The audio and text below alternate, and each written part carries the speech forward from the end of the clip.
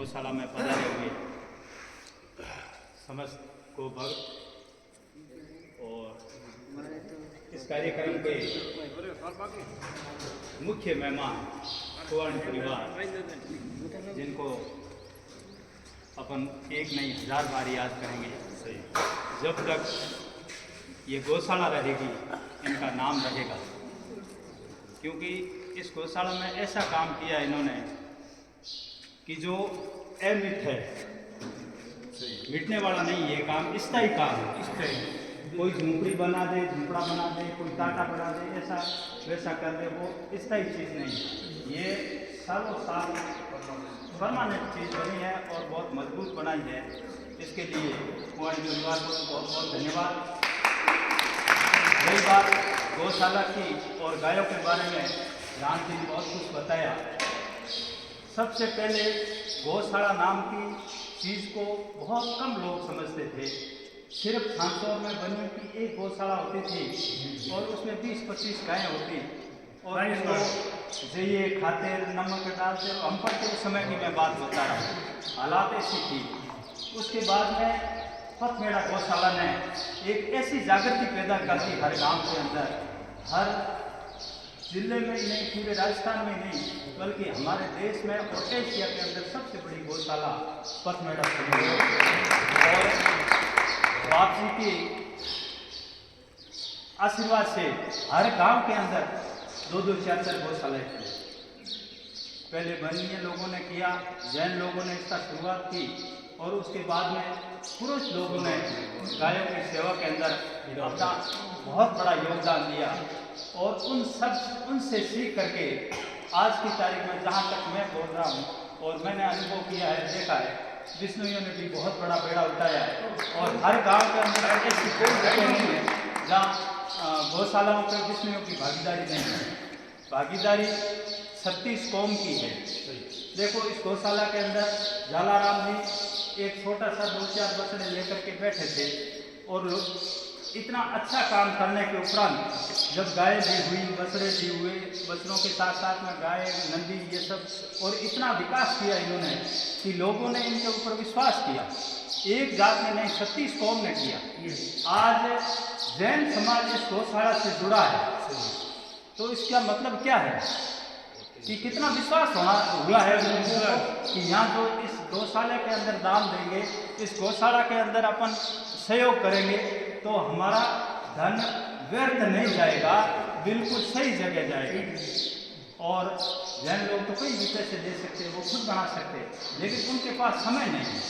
पैसे दे देंगे, काम करवा देंगे, अपने को सब कुछ कर देंगे, लेकिन उनके पास में टाइम नहीं है। और टाइम नहीं होने की वजह से वो सही काम होगा वही सहयोग करेंगे। और इनका सीधा उदाहरण अपने सामने है, जो अपने यहाँ देवचंद जी के परिवार बच्चों ने, यहाँ लड़कों ने, सेठ लोगों ने यहाँ ये करवाया है।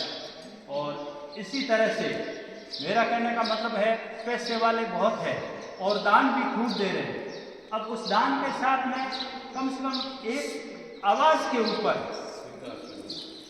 इस गौशाला के अंदर अपन को उस वक्त आना चाहिए जब यहाँ जरूरत पड़े।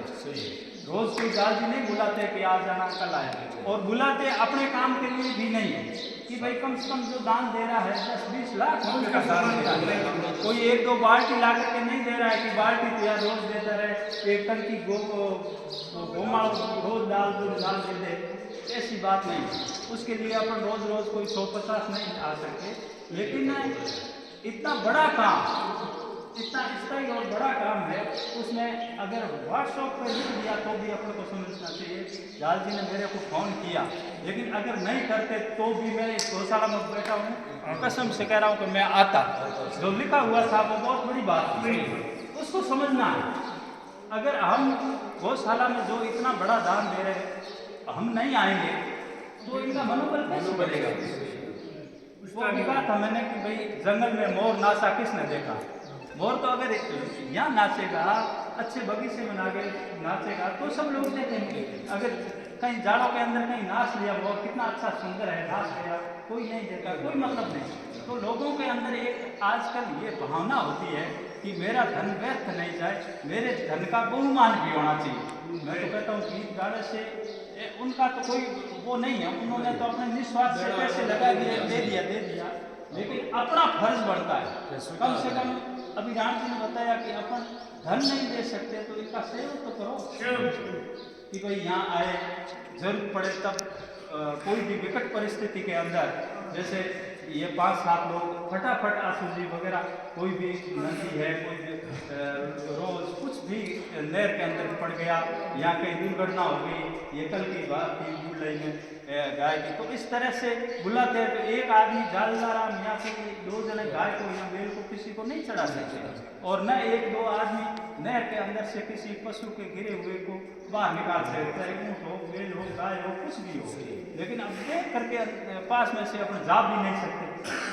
अब अपन तो फोन कर देते हैं, जैसे मेरे जैसा कुछ नहीं होगा तो जाल जी एक गाय डूब गई नहर के मार, अब जाल जी का नहीं ताकत आम ही है, अगर अपनी ताकत इनके पास नहीं होगी तो ये कौन से बोल भाई कुंभकर्ण है जो पूरी पृथ्वी को डालेंगे, इतनी ताकत इनके पास भी नहीं है। ये अपने ऊपर भरोसा है कि मैं फोन करूँ तब क्या लोग आ जाएंगे और मेरा सहयोग करेंगे, हम वो उसका जीव बचा लेंगे। कहने का मतलब है आज बहुत बड़े बड़े दान दाता है, जैसे कालूराम जी ने गेट बनाया, 8-10 लाख 12 लाख में गेट बनाया, तो कम से कम उनकी उपस्थिति यहाँ रहनी चाहिए।